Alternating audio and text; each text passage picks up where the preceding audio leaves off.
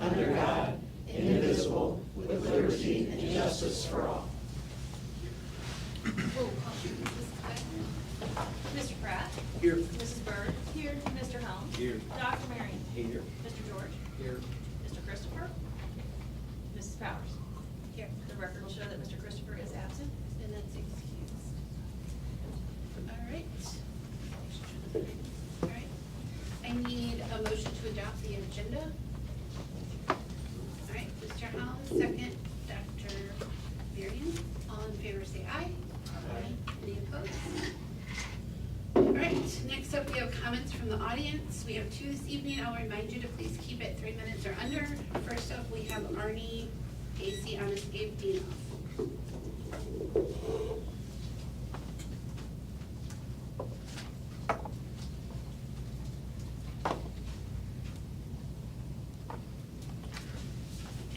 Good evening, members of the Board of Education. My name is Arnie C. A.C. Genoff, School District Public Advocate. I'd like to ask where the board members, I take ADA, Americans with Disabilities Act, very to my heart. I've asked over and over for years. It took us 10 years, a decade, to get a flag outside of this administration building. When are we going to cater to and make sure that Americans with Disabilities Act is being met with the ADA doors to a public meeting? If I don't see some type of movement, I'm going to file a complaint with the federal government under Title IX and also the State of Missouri Department of Elementary and Secondary Education. Somebody here needs to address it, and I've heard zero discussion among any of you. Can you please tell the Chief Financial Officer, the CFO, to stop crying at Board of Education meetings of doom and gloom? And how we're always financially poor and we are not being paid enough by the state of Missouri or the State Department of Elementary and Secondary Education. Last month, Mr. Rohr finally backed off of always being financially poor and deficient, which is so far from the truth. We have record incomes year after year after year. 20% increase in assessed value, new construction taxes, additional better state funding, full funding formula of the school formula, and the bus formula. 6% interest return rate on investments and our reserves. The 23-24 budget draft, there are many questions. I'm asking the Board of Education for an in-depth workshop that's needed. Class size reductions needs to be addressed. Cut all waste and duplication of budget dollars. Cut programs that are not working for us in our district. The superintendent's contract, Mr. Myers. I request that you only make a one-year deal, see how the honeymoon and leadership goes. Disclose his salary and benefits that are paid to Mr. Myers. It's only fair to the public. Let's be fair to the public once and for all by this Board of Education, and let's start a new day in this district of transparency. Dr. DeBray's contract, as he is in his final month of his career, he's accumulated over $700,000 payment for sick time. And my question is how in the world did the Board of Education allow him to accumulate all of this sick time? It is unheard of in other school districts, other public entities, in private sector businesses. And so exactly how are we going to use our taxpayer money to pay him out his $700,000 in sick time and some vacation time? Under state statute 162.058, I'm requesting the following topic to be placed on the Board of Education meeting agenda in July. School employee and public safety. I'd like to see a presentation. I would like to make a presentation.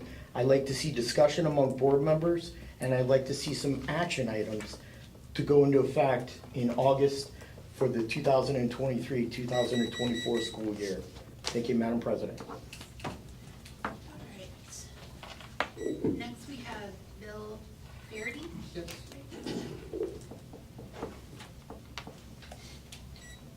Good evening. Bill Faraday. I've got 2 kids through the high school, 1 kid in the middle school. Love the facilities. We're all south orientated, MG. Great experiences so far. Until this last year with our middle schooler.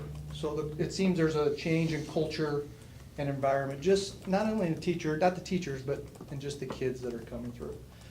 Lack of respect, tearing up things in classrooms. And again, my exposure is only to South High and South Middle, just from my experiences.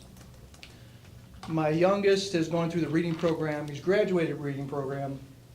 Certainly gets positive peer influence, gets awards, accolades sent home all the time.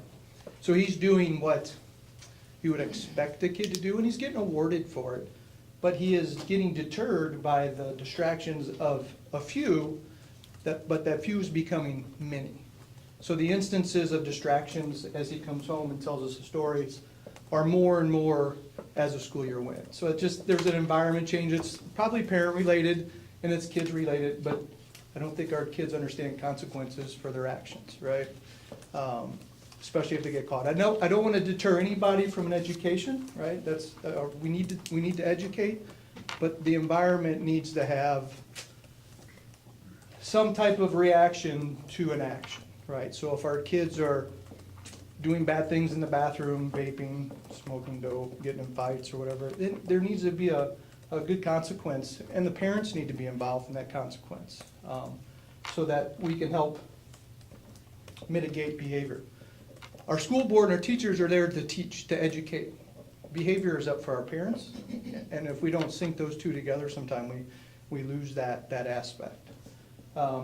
Most families are probably dual income families where everybody works. I think probably it's a harsh word. A lot of our kids are probably spoiled. You know, what they want, they get, and they don't have to work for it. And that probably goes over into the classroom, right? But we have to have a reaction to bad actions. My son is of the nature where, not sure if he wants to go to South High because of actions of others that are bad. And again, it's a few, but when you're starting to hear big fights, some of the things that go on in the bathrooms, it's just his experience. The good things are underlying, the bad things overlie the good things. So I just want to see if we can discuss reactions to behavior. We can sit here and talk about things, and if my fear is we talk about things over 12, 18 months, our reaction in 18 months is now what's happening today is the new normal. And I'm not sure if that's the best learning environment for some of our kids coming through. I know there's big circumstances with COVID and everything else. It probably changed everybody's attitude and how they cope and deal with things in the classroom, but somehow they just got to get that culture, that great learning environment. And thank you for everything that you do. My kids have an awesome experience. Thank you. All right, next I need a motion to approve the consent agenda that was presented in front of you. Motion from Mr. Allen, second. Mr. George, all in favor say aye. Aye. Any opposed? Right. Up next, we have our financials. Mr. Orr. Good evening, members of the board. You have in your packet the 23-24 draft budget. That budget is just electronic tonight. I will actually bring that back to you next Monday for the final draft of it, I guess, or the original one you guys adopted. So it'll give you a week to take a look at it. This budget, as the revision that I brought to you last month, has all the required parts that are required by law. This is a balanced budget. We do have a surplus in operating funds of $5 million this year. So our operating balances, that's a total of $54.2 million or 22.4%, which is a very good place to be right now. We haven't been in this good a shape in quite some time, and this is even after giving raises and benefit changes and all that. Right now, this is where we're standing. For all funds, we are budgeting a spend down of $52.2 million in capital balances. That was carried over from the prior year. So if you were on the board before, we actually passed a bond issue through our public, and we sold like $55 million, I think, of that last year in GO bonds, and that's what we're carrying over. So we're going to be spending that down on a lot of the projects we have coming up. For revenue, I am projecting an increase in property taxes of around $11 million. This is a reassessment year. I won't know what that's actually going to be until after the Board of Equalization gives us our final numbers, and then we run all that through the state auditor forms and set that rate. But that's what I'm putting in this budget, and that's what I'm estimating. I'm also estimating another increase of about $1 million in Prop C. Our sales tax in the state continues to be strong, so that's good news. Now, I am also projecting a few offsets. One of them is about 500,000 less in local miscellaneous revenue. We've had quite a few property casualty claims, and typically we'll get some type of rebate back because our claims experience usually runs at a pretty good clip. But right now, they're very elevated with workers' comp, property casualty, and so I'm anticipating we're gonna take a hit on our rebate next year. I'm also projecting that we're gonna see about 3 million less in federal revenue next year. The bulk of our stimulus money has been depleted. We've used it up. In this budget, I still have about 2 million remaining of that stimulus COVID money that we have available to us. So overall, we were awarded about 20 million in COVID funding since COVID started, and we've used that to help prop up our balances and to continue our operations. In total, our revenue is projected to be about 289.4 million in this budget, compared to 280.8 in our last May revised budget. So there is an increase, which is good to see. For expenses, with all the changes, all the negotiations have been completed now, I believe. I think that's worked out. We had to work on support staff and certified salaries this year. That in total is gonna cost about $10 million more next year in salary and benefit changes. That's in this budget. Purchase services are looking to increase about 340,000, and supplies about $1 million. Majority of that supply increase is actually for computers, for electronic devices, for replacements and additions. Of course, some of that has been offset because we have 8.9 million less to spend in capital balances, and that's what we spent this year out of that money from the prior sale. Looking at operations, again, we're still talking about 5 million improvement to our operating balances. It's a really good place to be. Like I said, I always still have to point out, there are some negatives. This next year is good, but after that, there's a waiver in place right now for ADA, and I think we're gonna take about a $6 million hit on our basic formula revenue. There's no guarantee that additional transportation funding is gonna continue. So those are just some negatives I just wanted to point out to you guys. But I don't know if anybody has any questions after looking through the budget. I'd be happy to answer any questions anybody has. Any questions? Yes, I've got a question or two. I was looking at page 19, and maybe this is where you're talking about with the new computers. Technology supplies, 22, 1,800,000, 23, 25, 2,500,000. We're expecting 2024, 5 million. Almost 900,000? I'm trying to get to page 19. Give me just a second. Sorry.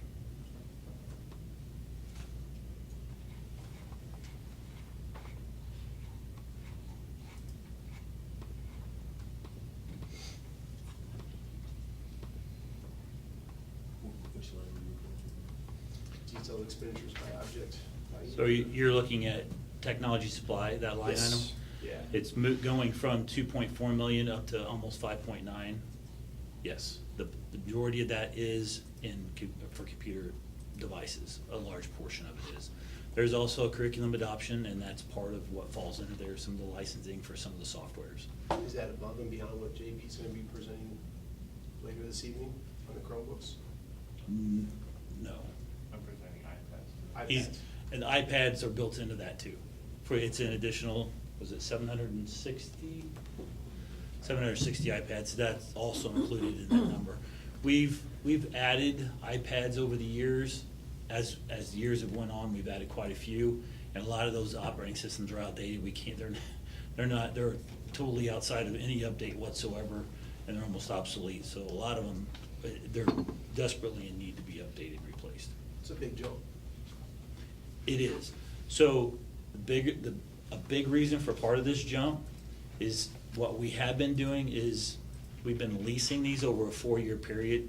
And really, it's just a capital lease, so we've been financing it when rates were low. Now that rates are ticking up around 5% and 6%, we have the resources to go ahead and just start paying that off, and we'll start working our way out of the lease. So instead of, if you have 4 lease payments, it's adding up to about what we're spending every year on devices anyway. So we're gonna try and work our way out of that and save some of that interest cost. Okay. That was the plan. I want to say last year we bought several hundred Chromebooks. Does that sound correct? It was like early 22. We buy a fairly large number of Chromebooks almost every year. There's a plan, and JP can get that Mhm. for you, for the technology of how every year, and how it refreshes. Yeah, we have a rotation that goes with them. How so many you years can do we, get it. how many years do we tend to hang on to an iPad or? They We do have 4 years. talked about it. We It's do 4 4. years on Chromebooks and Windows 11. That's about the most you can get out of a Chromebook. The kids are kind of rough on it. All right, because I was just looking through the consent agenda, and, I know we just okayed to sell off some surplus materials, and looking at a lot of Chromebooks and a lot of iPads and computers. Yep. And actually, we sell those ourselves on Go Deals, and I know it's a little bit extra effort for JB's department, but we do actually come out ahead than having a technology company in here and just take it. They want to give you pennies on the dollar when they just come in and take it off your hands for you.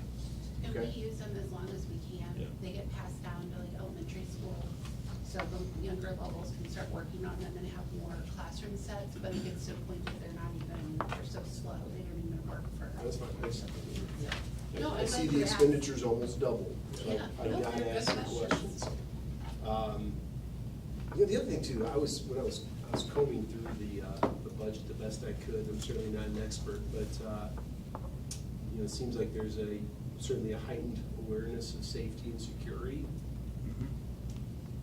What is the board, or what is the district looking to do to make our buildings safer, and where can I find it? Because I think the only thing I saw, security services.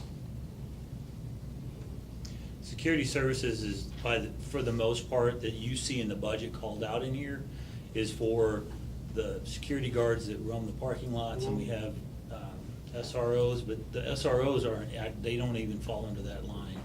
They fall elsewhere in the budget, but, so, a lot of what we're doing are capital improvements, and that's gonna come out of the capital budget, so you'll see that in that large $52 million carryover that we have. That'll be part of the vestibule upgrades, and the security film, and that kind of stuff will come out of That'll the come out of capital capital. improvement. Yes. Okay. And Mark, one thing I could do is kind of break down for you where our efforts are being directed right now, and then link that into the finances. Okay.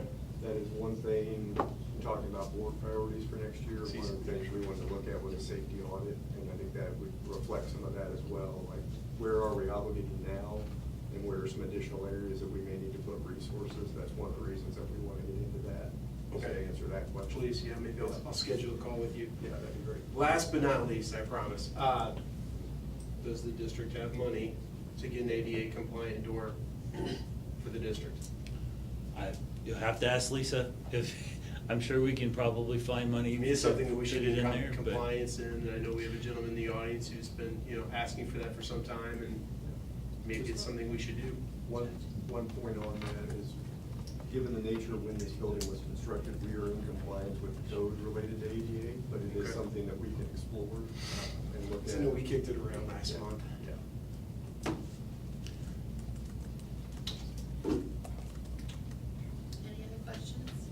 All right. If there are any other questions, I'm gonna have you keep going, because we don't need to make a motion on this, correct? No, this is just informational tonight only. So also in your packet, the next item is the accounts payable report. So typically I will bring the financial reports to you, but since we have 2 meetings, I'll bring the financial report back to you next Monday, which will have just my financial summary, the financial statements, the revenue expense report, all that. So right now, we're just asking for, since you've had the accounts payable report and had a chance to review it, when you approve this is just for us to be able to release those checks and make those payments to vendors that have already provided services and goods to us, and that's really what that's about tonight. I don't know if anybody saw anything in there that they have questions, I would be happy to answer as well. Questions? All right, if not, I need a motion to approve the accounts payable report as presented. Dr. Marion, Second. second, Mr. Pratt, all in favor say aye. Aye. Any opposed? All right, Dr. Myers? Okay, thank you. First item and only item under old business, Lisa has a change order that was actually an emergency work order that she's gonna need to ask you to ratify tonight. So you can explain the background regarding that discovery, which is always fun in construction. So Lisa, if you wanna take us through that. Sure, thanks, Dr. Myers. As you all know, we're doing the track improvements at all the high schools. When we got into West High, we discovered that we didn't have as much asphalt as they thought we would have. So as we started removing it, we were actually getting down to some of the gravel, and then with the trucks going around it, we were having a pumping issue of the gravel, meaning the ground was actually moving. So Vernon Jones had a solution to fix this problem, which basically was to remove all the asphalt existing and then to stabilize the ground by putting a slurry mix in there, making it hard like concrete. And we had to make the decision, they would not go further with the track as is without this. That was the only way they would fix it and then stand behind their work. And so by doing this, we needed to move forward because we have the time frame of the summer to get this work done. The asphalt has to go in and sit for almost 4 weeks before they can put the actual track surface on. So it was a time-sensitive issue to make this decision. So that's why I sent them over to Dr. Myers, and he kind of had to move forward with this expense to fix the problem. Got a couple questions. I think I know the answer. Sure. And believe me, I know how things come up. You don't anticipate in construction. The company that is replacing our track is not the original. Correct. So they had no part in not having enough asphalt. I'm also assuming the time frame for us to address it with the original has passed as well. Correct. If I'm not mistaken, that was put in the late 'Cause it should have had more 1990s, asphalt. early 2000s, right. You should have had more, correct? Correct. So that's unfortunate. By today's standards, Well, yeah, it Yeah. could be true, right? yeah. Okay. So that's why they didn't want to call them out saying they did it improperly, but by today's standards, we need 4-inch, and that's what they assumed, I guess, from past, that that's what should be there. Sure. Okay, do it So. right. Thank you. You're welcome. Any other questions? All right, if not, I need a motion to approve the change order for the West Bay track. Motion. Mr. Helms, second. Mr. George, all in favor say aye. Aye. Any opposed? All right. New business, first item is our breakfast and lunch prices, setting those for the 23-24 school year. Paul Becker, our Director of Student Nutrition Services, is here to go over that recommendation with you. Paul, if you want to take it away. Thank you. Dr. Myers, members of the board. In front of you is the price increases that I'm recommending for next school year. This includes a 10 cents increase for breakfast and lunch prices for next school year. This is really in two-part why we have to do this. One is that our prices are going up to us from our vendors. Our three largest one are grocery, dairy, and beverages is going up to $192,000 and $218,000 next school year. If we raise prices by 10 cents, that would give us $119,450. It's a $172,000 shortfall. The other reason why is that we have a paid lunch equity. USDA comes out with it, says what prices should be across the country for school lunch prices. And this price should be $3.56. And they say if you were to lose money in your school year in student nutrition, that you would have to raise your prices to that amount over a period of time. That really takes what the free price meals that we get, which is $4.35 that we get from the federal government, minus the paid lunch price that we get for our meals, which is 85 cents, plus a 2% inflation rate, and that would give us our $3.56. The other portion of that is adult meals. Adult meals is something that DESE looks over for us every year, and something they'll be checking for us next school year. I'm recommending that we go up 20 cents for breakfast and 80 cents for lunch. This is something we haven't increased in a while, but DESE's definitely wanting to look into this more closely with schools. Again, this is another formula that DESE provides for us. It basically tells us the average lunch price that we charge is $3.05, plus the 85-cent reimbursement that we get for a paid lunch price, plus a 43 cents that we get for commodities. This equals $4.33, or if you round it to $4.35. I am recommending to the board that we increase our prices 10 cents for student breakfast and lunch for the 23-24 school year, and 20 cents for breakfast and 80 cents for lunch for adult meal prices for the 23-24 school year. I do have a question. So the 80 cent, help me can you break that down for me a little bit more as far as what that increase is actually going to go toward and how that's applied? Well, so what they say to us is that if we don't increase our prices, we're starting to take money that they give us for federal meals for students and using it for adults. And so that's why the reason is that they want to make sure that we're charging an appropriate amount for adults and not using federal dollars for, it's supposed to be spent for students. So what was the price for the lunch last year? For elementary, it was $2.85 for lunch and $3.05 for secondary. So that would go to $3.15 and $2.95. I guess the only thing I'm really concerned about is that 80 cent. I know it's 80 cent, but when you look at it from a matter of percentages, that's significant. You know, if you spread that out over a whole school year, you know, a family can really feel that if they're, you know, financially, if they're taking on those full, you know, the full price lunches. And I also know, you know, it's not as easy as it's been to get you know, to get that lunch aid, you know, in the past. So I guess my only question is there any way other than going up so high at one time like that to get this done? I'm sorry, maybe I didn't present that correctly. 80 cents is for adults and not for students. Okay. It's I'm 10 sorry. cents for students. All right. I appreciate you for cleaning, because that's when I heard it. I'm like, oh. I give a lot of numbers pretty Yeah, quick. that's So right. So Paul, can you just restate, the student increases would be what? 10 cents for breakfast and 10 cents for lunch. Okay. It would take our meals That to sounds a lot $2.95 better. for elementary and $3.50 for No, secondary. I was like, Yeah, sorry, I give a lot of numbers pretty quickly on how, just and I'm not reviewing. good with numbers, so Okay. that probably helped as well. I apologize. That's right. And the formula, just to reiterate, the formula that you're presenting, this isn't stuff you just come up with. This is stuff that you have to follow, so we get our funding, and they basically put that out, and we have to fall in line with Correct. that. It makes it real easy when they spell it out for you. So I always look at that to make sure every year, actually I have to turn this in and make sure it's okay, and then next school year, they'll come out actually to our district and check and make sure we're doing this And we're still the appropriately. lowest in St. Charles County. As of when I printed this in the June 5th, because I don't think everybody else had their board meetings yet, so I don't know what else is doing. But yeah, we've always prided ourselves and keep our prices really low for St. Charles County. Thank you. Any other questions? No. All right. If not, I need a motion to approve the student nutrition, the approval of the breakfast and lunch prices for 2023-24 school year as presented. Dr. Marion, second. Mr. Helms, all in favor say aye. Aye. Any opposed? All right. Next item, we're staying with Paul. He has the bids for student nutrition services for this year. I know you mentioned some increases. You want to take us through those? Yes. So every year we go through each one line item for the proposals for each one of our categories. The first one is beverages. Beverages received bids back from Pepsi and Cole Wholesale. Pepsi's bid was $27,000 less than Cole Wholesale. Pepsi's been with us for many years. They allow us to use all the refrigeration in most of our schools. I'm recommending that we continue our relationship with Pepsi for the 23-24 school year.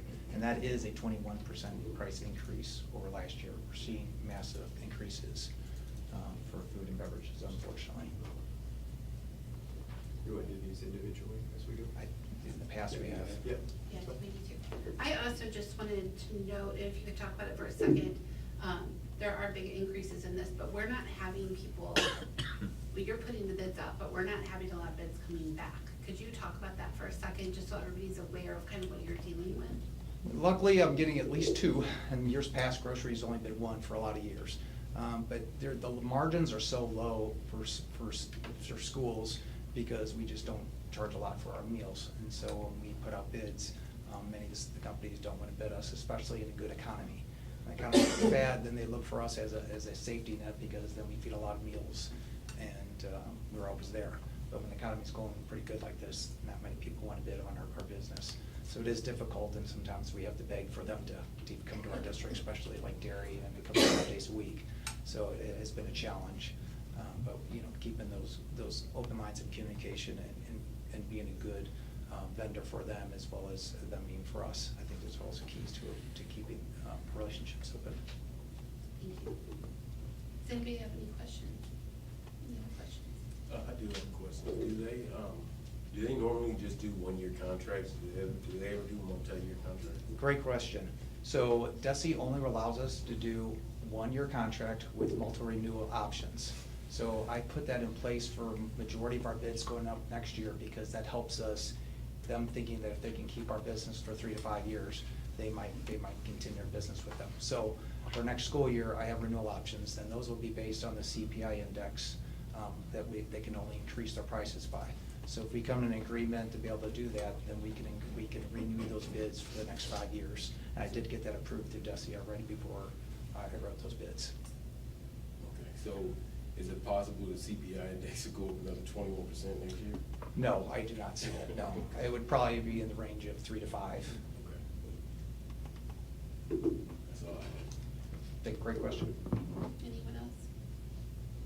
All right, if not, we're gonna take each of these individually. So I need a motion to approve the contract with Pepsi. Presented. All right, Mr. Hollins, Mr. George, all in favor say aye. Any opposed? All right, next we have for grocery coal wholesale. We received 2 bids, Coal Wholesale and Graves Menu Marketing. This was a new one to the area for us this year, but Coles was still $192,000 less than Graves Menu Marketing. We've been using Coal Wholesale for the past 15 years. They do a great business with us, and we have no problems with their deliveries throughout our district.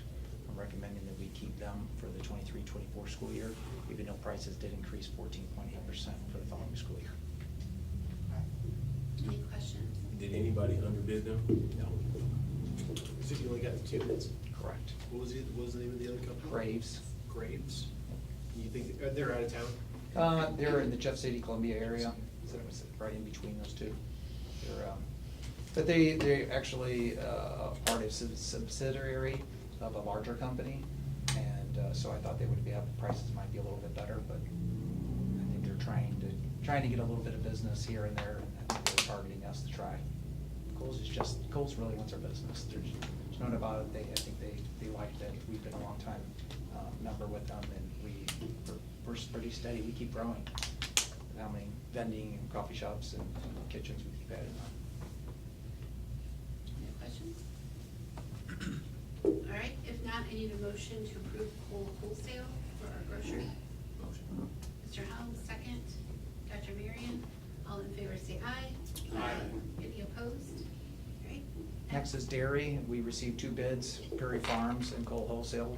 Prairie Farms was about roughly $13,000 less than Coal Wholesale. Prairie Farms, we've been using them for many years. They actually deliver to all of our locations 5 days a week, and they're a very good vendor for us. I'm recommending we still continue to use them for the 23-24 school year, and this was a 3.1% increase over last year. Any questions? If not, I need a motion to approve Prairie Farms for our dairy for this next year. Mr. Pratt, second. Mr. George, all in favor say aye. Aye. Any opposed? All right, next. Next is disposables. This one's a line item bid, so we take 6 different vendors, and we take the lowest price of each one, and they just have to deliver to our warehouse, one-stop drop. So I'd like to, each one of them won a different category. So it's, these items are such as like some trays or boats or disposable those type of items. And we do quite a bit of business with a number of different vendors. So I was just gonna take each one of these separately: Coal Wholesale, Edward Don, Imperial Dod, Royal Labs, Wallace Packaging, and Daxwell. Any questions? All right, if not, I need a motion to approve the vendors as stated for the disposals. Dr. Marion, second. Mr. Helms, all in favor say aye. Aye. Any opposed? Right. And last is apparel. Apparel is just our uniforms, our aprons that we use for our staff. We send out to 2 different vendors, BG Promotions and Edward Don. Edward Don only bid on one item, which was the aprons, which did not cut it for all of our district and all of our employees. So they were eliminated. BG Promotions increased their prices only 6% for next school year. I'm recommending we use them again for the 23-24 school year. Questions? All right, if not, I need a motion to approve VG Promotions for the apparel. Mrs. Burke, please. Second. Mr. Helms, all in favor say aye. Aye. Any opposed? All right. Thank you very much. Thank you, appreciate it. Our next item, JV Medi is going to review a request to purchase additional iPads for the year and go into a little bit of detail about the volume of iPads that we're requesting. All right, thank you, Dr. Myers, members of the board.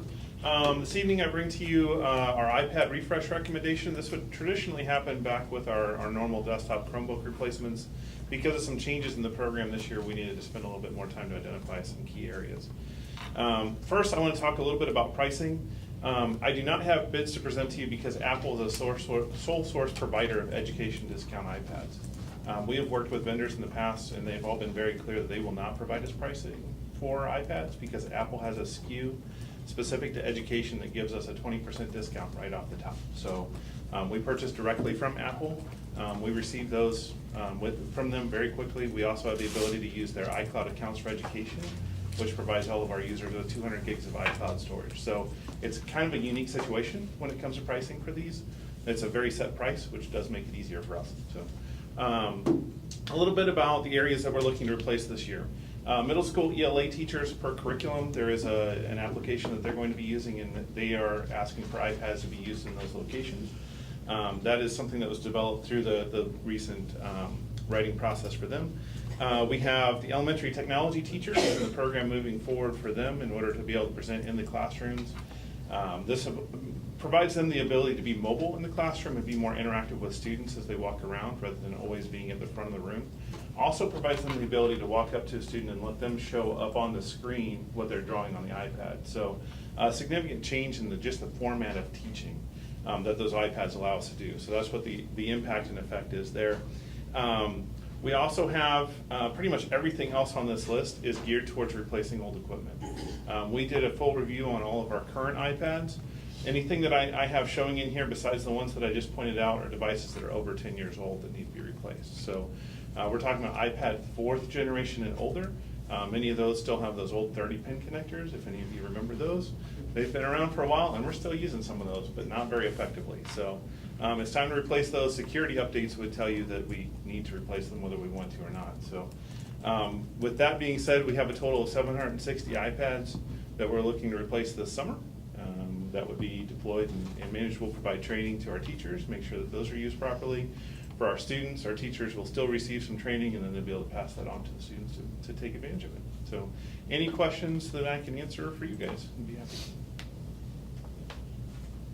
Do you recall what the number was last year that we purchased? Yeah, I don't remember off the top of my head, I'm sorry. It's definitely something that I could look up. It would be in our refresh plan. It would have been lower because we hadn't gotten to the point yet that we were looking at these old devices. We were kind of still in that mantra of we're just going to put iPads out there where we need them. And this is really the first time that we're fully refreshing old iPads that are outside of updates. Is it pretty much the same dollar amount per? Yes. 344? Yeah, we haven't seen a change in those pricings for, well, really since COVID started. That's been a very held steady price. This is for current generation iPad Airs with 64 gigs of storage. And this, I know you had asked several months ago about those old ones that are being used by students. This should help to address that. And then as we talk moving forward, we should be able to continue to replace those year over year. I don't feel like we're in a position where we need to go replace everything. We need to take a moderated approach, and I think this is the first step towards that. Any other questions? All right, if not, any motion to approve the iPad purchase request as presented? Mr. Hollins, second. Ms. Byrd, all in favor say aye. Aye. Any opposed? Thank you. And next item, Dr. Ray is going to walk through the renewal of our athletic training agreement with Athletico. Hey guys, in your agenda packet, there is an amendment to the athletic training services agreement that will extend the current agreement for 3 additional years. For the last 3 years, Athletico Management Services have provided our trainers for our 4 comprehensive high schools. They took over 3 years ago from Excel Sports when they could no longer provide the services. So they came in when we really needed them. They did it at the same costs that Excel was going to charge us. So they really did a good job. I check with our activity coordinators pretty regularly, and they are very pleased with the athletic trainers they have. They're all regulars. They're all certified athletic trainers and they're all licensed physical therapists. So we have them on site for practices and for select games that, may involve injuries. So we feel really good about them. I've negotiated an agreement with them to extend the current agreement for 3 additional years at the cost that you see on the first page there. Each year is paid in 3 installments. This is a 5% increase over the year before. The same thing for the second year and the third year. We really need to keep a good athletic trainer with each of our comprehensive high schools for the safety of our kids. So I'd like to recommend that you would continue to employ Athletico Management Services to provide our training services. Any questions? All right, if not, I need a motion to approve the athletic training agreement with Athletico as presented. Mr. Helms, second. Mr. George, all in favor say aye. Aye. Any opposed? Thank you. Thank you. Next item, Dr. St. Pierre. Henry's going to walk us through the parent-educator salary and professional agreement. Included those negotiations. That was our last group for the year. Yeah. We'll go over the details with you. Thank you, Dr. Myers, and good evening, members of the board. You do have a memo and some documents in your packet regarding those parent-educator negotiations that we completed really towards the middle of May, and parent educators all voted and ratified this agreement on May 18th, so we just missed bringing it to you in the May board meeting, but bringing it to you here tonight for your approval. And it is pretty standard with what we've done with our other groups in representative fashion compared to our percentage increases for the next 3 years, 3-year salary agreement, increases of 7.1%, 3.25, and 3.0% over the next 3 years. The parent educators requested we reopen some language in the agreement as well, and so we made some subtle agreements to that language, and this was, truly in the spirit of win-win. Parent educators brought some issues to the team to consider, and wanted to look for increased opportunities for compensation, and the district realized that we're not maximizing our reimbursement allocations that are available to us, and the only way to do that is to increase visits and increase contacts with parents, and so we were able to, in that reopener language that we are adding, increase some other opportunities. We would like to add a part-time evening-only screener. This would be a position that works with families only in the evenings, obviously, and also allow some summer opportunities for our parent educators where previously there really weren't any. Again, just to allow for increasing opportunities for engagement with parents and families. So we feel really good about the way this negotiation process unfolded. We bring this to you for approval tonight, and I'm happy to answer any questions you might have. Questions?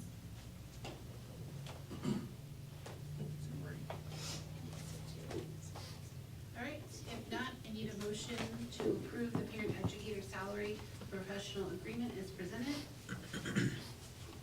Spurd, second. Dr. Marion, all in favor say aye. Aye. Any opposed? Thank you. Then the last item under new business is the substitute teacher pay plan. Dr. St. Pierre is going to walk us through that. Before he gets into it, just going to take a minute. He's going to explain this in a little bit more depth, but obviously we are all very aware of the substitute shortage.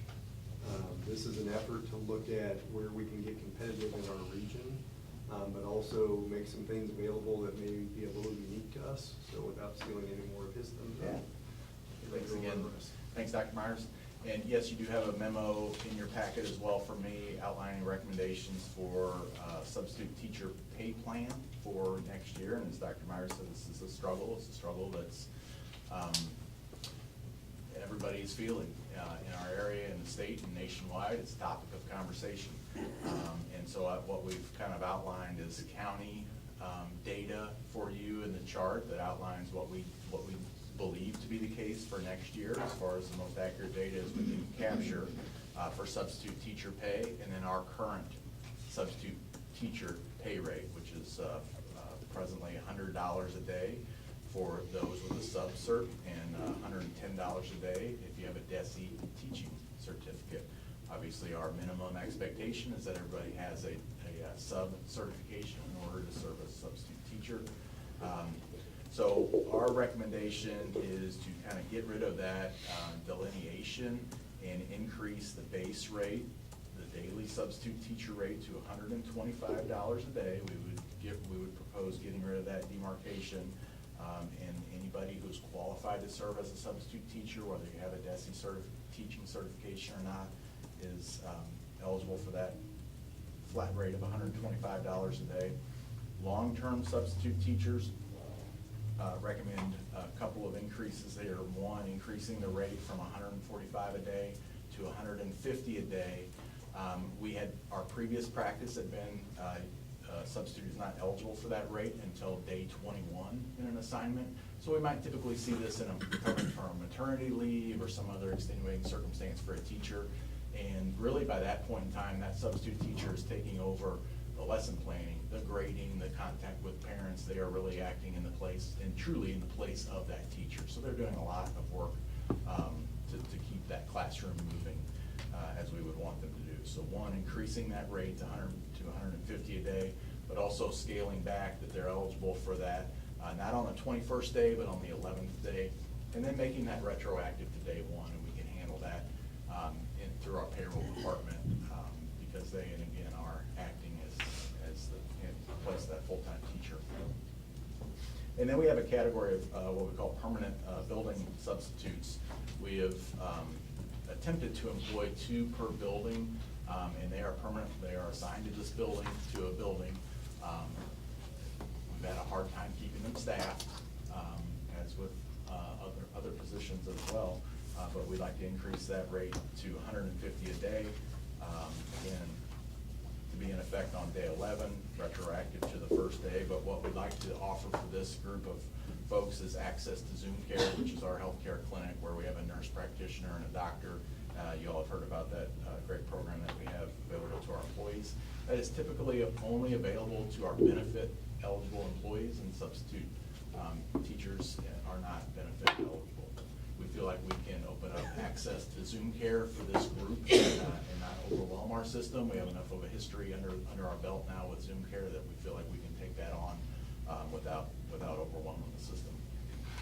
And so that's the big change there, but also give them access to purchase at their expense into our health insurance plan. Okay, so the Zoom Care will be taken care of at no cost. That gives them access and through a benefit to that program, and also ability to purchase into our health insurance plan. That's obviously to help hopefully recruit and retain. If we feel like when we're able to find and keep 2 permanent building subs at each building, that really is a lifeline for those buildings when we get those fail to fill positions that inevitably come up every morning. Now we have 2 staff members that we can move around, and if we don't have a need for them at a particular building, we always have a need elsewhere in the district as well. So that's just a good benefit for the district to be able to fill those positions. And then finally, the recommendation to look at our hall monitor pay and increasing that to $15 an hour, and that is kind of commensurate with what we've done with many of our other employee groups as well. We have a loyalty incentive that we would just recommend we carry forward with, that has been in place, but that is for folks who substitute for 20 or more days in any quarter, $100 stipend, just to hopefully encourage that loyalty as it is named. So those are the recommendations for our substitute teachers. We do bring this to you either annually or when there are recommendations for changes. And so we certainly have felt the pain with the inability to fully staff positions. Our average sub-teacher fill rate is about 70% for 22-23.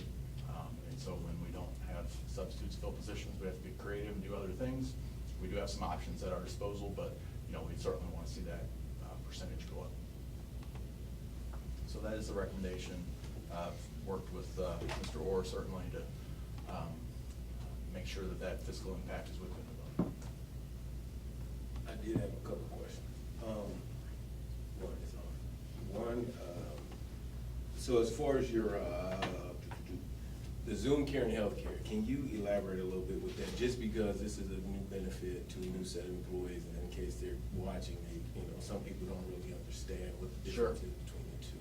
Yeah, so Zoom Care is our clinic that we make available to all benefit eligible employees and any of their dependents who are on our benefits. And we have a nurse practitioner, medical doctor there, staff, equipment, and any of our employees who are eligible to go to Zoom Care, it functions basically like a doctor's office. And they are not, they don't have to pay a copay, nothing gets tacked onto their deductible. Essentially, there are no out-of-pocket expenses for those services. It is not urgent care, it's not a 911 center. It is more intended for, what would we say? Cold, flu. Cold, flu, ear, nose, and throat. Yeah. Just strep chronic tests. I mean, if you have something that you just want an evaluation and they can refer you out after that, it's not for everything. Generally, they can do an X-ray. If you sprain your ankle in the parking lot, they can help with that. So, but it's not. And it would not be really any additional cost to the district for this group of employees to go there, because we're already paying for the nurse practitioner, the doctor. We're paying for everything on a per employee per month basis anyway, so we're already paying a fee, and it just covers the cost. So they bill us monthly for those wages and benefits and whatever drugs maybe come through there, which is fairly minimal actually in the whole scheme of things. So it's a very minimal additional cost to us for that. Awesome. One more question. Has there, and maybe there may be this already in there, has tuition reimbursement been discussed with any of these positions for, in case any of these individuals maybe want to go back and get their teaching degree, et cetera, et cetera? Yeah, we have not specifically talked about tuition reimbursement with this category. We have that built in with a lot of our negotiated groups where we have some benefits. We have support staff who are full-time employees who are eligible for some tuition reimbursement. We had we've heard about our Grow Your Own Teacher program, which is kind of a byproduct of our Education Foundation. The Education Foundation Board, which is non-taxpayer money, recently approved a tuition reimbursement program for paraprofessionals. So we're excited to work on launching that, putting those details in place, but for that, to that very end, to more directly and incentivize paraprofessionals to go back and continue either on in college and get that teaching certificate, much like we do with our high school seniors. Sounds good. I just want to make sure everybody has a chance to grow. Sure. I think it's only fair. So We know that's key sounds to like retention. We appreciate that. Thank you, sir. Thank you. Do you think it's all enough, these rates? Well, I don't know where, I don't know. I mean, it'll get us very competitive in the county based upon the data that we've seen. I don't know where that magic number is to get us to, 90% or, fill rate, which. I noticed this adjacent district paying their retired teachers quite a bit. Yeah.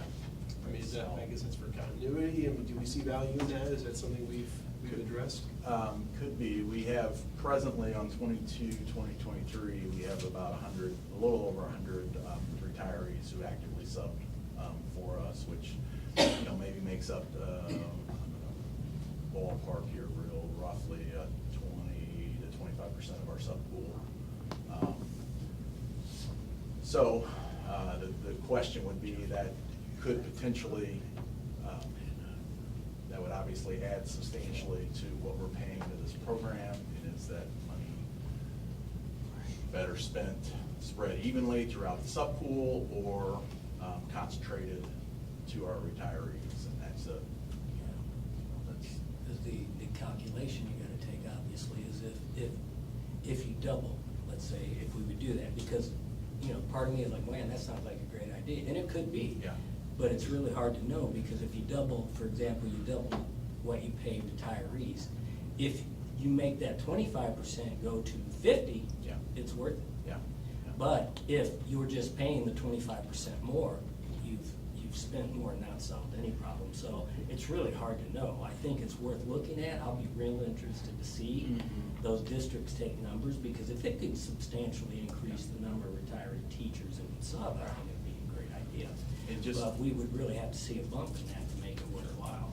And just for, Do it in concert with some sort of understanding about number of days, if you're gonna go to that rate. And that was one of the areas that we talked about, is that's a good area for future study, is if we approve this and implement this as a board, that would be another area to give some consideration to trying to get the number of days.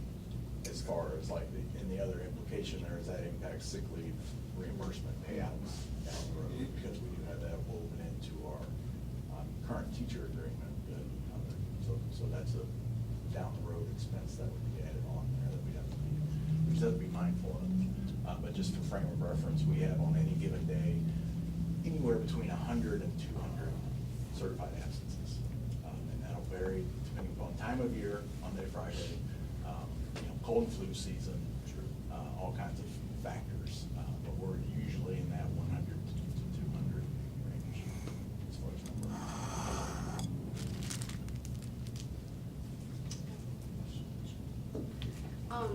First, I want to check my understanding on this. Last year, if an individual was a certified teacher, they would not be eligible to be a permanent building substitute, is that They correct? could be. No, They they would could be be. able to? Mhm. Sure. Okay. Yep. Yeah. Thanks. No problem. Yeah. Any other questions? Right, if not, I need a motion to approve the substitute teacher pay plan as presented. Motion. Mr. Pratt, second. Mr. Howland, all in favor say aye. Aye. Any opposed? All right, thank you. All right, next we have comments from the board. We'll start with you, Dr. Mary. Thank you. I'm gonna take a few minutes tonight, because I think there's just some things that keep coming up that I just feel like, in fairness to folks, we need to expand a little bit on. First, I want to thank Mr. Farity for speaking, because I think it takes courage, and not everybody will come up here and speak. And I want you to know that we share your concerns. We certainly are aware that student behavior and climate can be better. It's always our goal. So I hope you know that we are, many groups are looking at that. But thank you. I know that you have many other things you could be doing. Same with you, Mr. Dienhoff. I commend you. You're dedicated, okay? Even though I may not agree with everything you say, you show up month in and month out, and you pay attention and you care about stuff, and I appreciate it. Now, as he was speaking, it reminds me that we aren't always in a position, and because we don't want 10-hour meetings, we don't get all of our information at this meeting. So sometimes you may think we're not talking about things, or we're not really caring because we don't ask him 100 questions during the meeting. You know, when I say he, because you mentioned Mr. Orr by name. So I feel the need to, we get an inch big budget.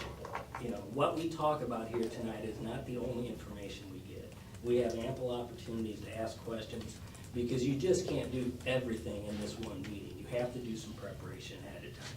So in fairness to you, you wouldn't know that. You wouldn't know if we're talking about things like the ADA door you talked about. That's another example of, I agree, we should have that. We're not in violation of ADA though, because this building was built before ADA required that. So sometimes, I wanna make sure we know that. I don't want anyone out there thinking we're violating ADA, because we're not. But I do agree we should get that door. And hopefully we'll be doing that. Because I know, whether it's in a board meeting or not, I've heard enough just idle chatter to know nobody in this room is against that. It's just a matter of getting a decent deal for it. So I hope we do that. And yes, Mr. Orr's job is to be conservative with finances, right? Because I think, of course, revenue, I am very thankful we're funding the funding is increased. Yes, assessment went up, everybody's taxes get up, we get a piece of that. We don't necessarily get all of it, there's provisions there. But I think we also need to remember that just food service we heard, 14% increase, 21% increase. Yes, revenue's up, so are costs. So I think we need to remember the whole picture here, right? We need more money than ever too, because the other thing that's related, and where I'm gonna spend most of my time, is when we talk about the need for quality staff and retaining staff and what that compensation looks like. We have shortages in every area. Teachers, substitutes, secretaries, bus drivers. We're having and need to pay more and have total compensation packages that will keep the best people here and not going to other districts. So I hope he is being cautious as we try to manage all of that. In that same breath, it's been brought up a couple times about the unused payout, the payout for unused vacation leave. And I gotta tell you, that one bothers me, because two things I'm gonna say about that. That's not just a superintendent thing. Every staff member in this district who leaves the district, including me when I left this district, got paid out for unused leave that I had left. And that's an attendance incentive, because we also struggle to make sure our people are coming to school, right?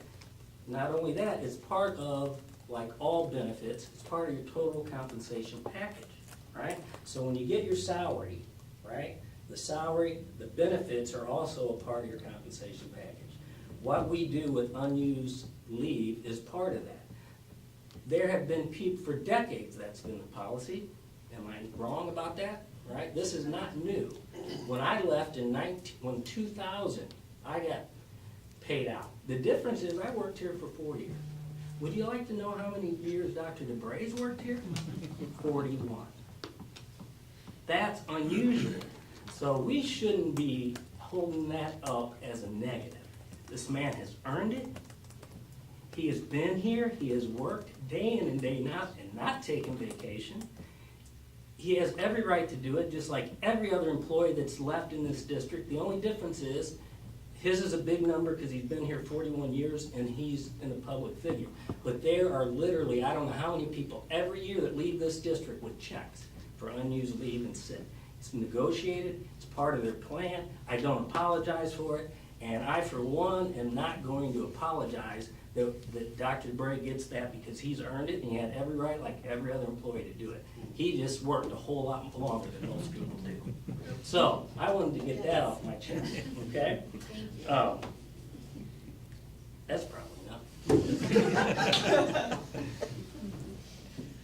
Seriously? Told you Well, to yeah, say you wow. go last, then you're making me rethink. Yeah, we go to closed session. So, we had a good year. I want to thank the teachers, students, staff, administrators.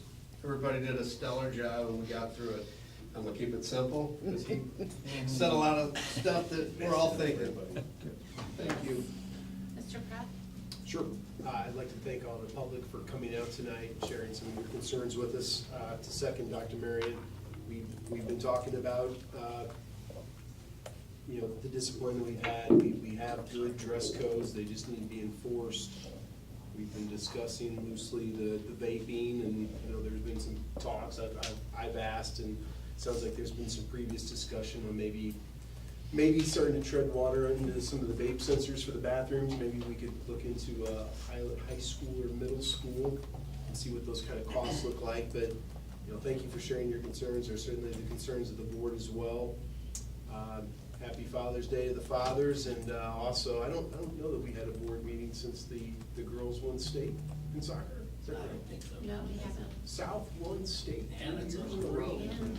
Has that ever happened in Missouri female soccer history? Not for public school. Well, that's off to the ladies.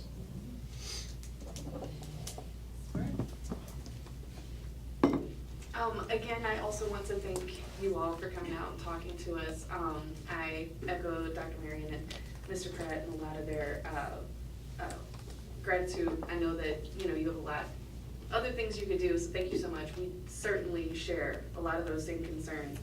And thank you for the district administrators for all the work that goes into all the information you guys send us, answering our questions and everything ahead of time. It's really wonderful to work with you. Dr. DeBray, I know this is your final board meeting. One more. Oh, sorry. I'm sorry. You just got here. Sorry. Well, thank you a lot, and I'll thank you again.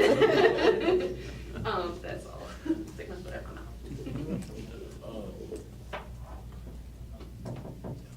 I'm trying to get better. All right. much left for me to say, but I do want to say thank you for everybody who came out. And just to reiterate what he did, just he said one thing is, you know, I have seen you up here a couple times. I know it's in your first time coming here, so I want you to know we are aware. We see what's going on. You don't think you get brushed off or any of that. It's just, we can't respond while we're here, but you know, and that goes for any other parent out there who has those same sentiments. We're working on it. It's a lot of weeds we have to go through. We have to stay within federal guidelines, state guidelines, but still put our foot down at the same time. You know, and it gets kind of hard. But other than that, hey, thank everybody for what you know, for another year in the books. That, in my opinion, you know, it ended great. You know, it could always be better, but I think we could definitely be worse. So we're still moving in a positive place, and you know, thank you to the administrative staff, colleagues up here on the board, as well as the parents and teachers out there. I think, you know, without you all, the district wouldn't be what it is. So thank you all again for everything you all do.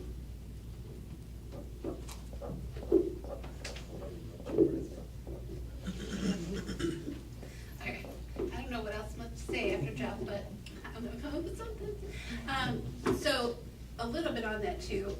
I'm very appreciative of you, Mr. Orr, because one of our biggest jobs up here is to look and be cautious in the things that we do moving forward, because it's our tax dollars that we make big decisions on. So when you present all of that to us, it's a realistic look of this could happen and you need to be aware. And I'm thankful for that, because we have to know all of that when we're planning and we're looking at our future, and we have to be cautious because we don't want to have something come up as other places around us and get kicked in the rear end and be screwed. So I'm appreciative of you, as is the rest of this board and everything you do for us. On top of that, all the things that we have going on in the community, we hear you, as everybody said, most of us up here are parents and dealing with that too.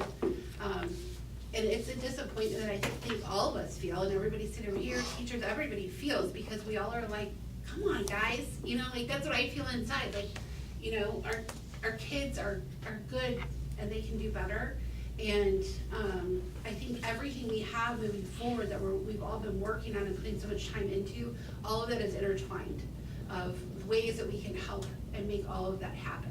So I'm super excited about that, and as we keep moving forward, more stuff's gonna keep coming out and visible to the public of what we're doing, and the public is involved, and there's lots of checks and balances with it. So I'm super excited about that, because it's not just we're putting it in and we're walking away, we're gonna keep checking on it and making sure it's working, and talking with parents, talking with students, talking with teachers.